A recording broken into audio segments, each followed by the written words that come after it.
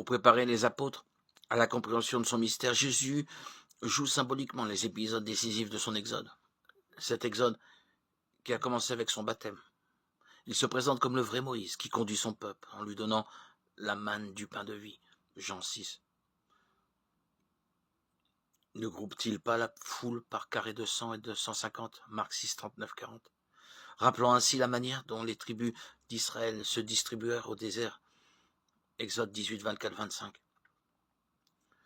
Les textes évangéliques qui racontent l'épisode de la multiplication des pains indiquent clairement que celle-ci est une préfiguration des rassemblements futurs autour du repas de la Cène.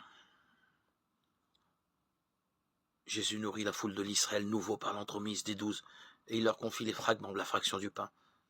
Le rapprochement des textes est éclairant. Et ayant donné l'ordre de faire étendre les foules sur l'herbe, il prit les 5 pains et les 2 poissons, leva les yeux au ciel et dit la bénédiction. Puis, rompant le pain, il les donna aux disciples qui les donnèrent aux foules. Matthieu 14, 19. Tandis qu'il mangeait, Jésus prit du pain et après avoir prononcé la bénédiction, il le rompit et le donna à ses disciples en disant « Prenez et mangez, ceci est mon corps. » Matthieu 26, 26. Le mystère de la nourriture surabondante que seul Dieu donne à son peuple est évoqué par les formules suivantes. Il donne à manger aux affamés, Luc 6, 21, Jean 6, 35. Il les comble de ses biens, Jean 6, 12. Il rassemble et nourrit le troupeau de Dieu, Jean 11, 52, 10, 28, Matthieu 14, 20.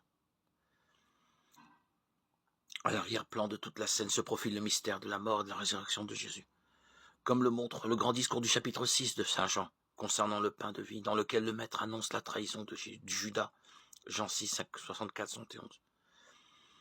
Pour Jésus, dire que sa chair est donnée pour la vie du monde, Jean 6, 51, c'est affirmer solennellement qu'il est le serviteur souffrant, dont la faiblesse est la vie du monde. Et les bénéficiaires du miracle l'interprètent dans un sens messianique tout différent de celui que Jésus lui attribue. Il se rendit compte qu'ils allaient venir l'enlever pour le faire roi. Alors il s'enfuit à nouveau dans la montagne tout seul. Jean 6, 15. Quant à eux, les évangiles synoptiques soulignent à longue vie le caractère insolite de l'attitude de Jésus. Et aussitôt, il obligea ses disciples à remonter dans la barque et à prendre les devants vers Bethsaïde, pendant que lui-même renverrait la foule. Marc 6, 45, Matthieu 14, 22. Le sens de ce comportement est clair. Soucieux de dissiper tout équivoque messianique, Jésus entend passer la nuit et en prière, seul. Aussi empêche-t-il avec une certaine violence ses disciples de l'accompagner.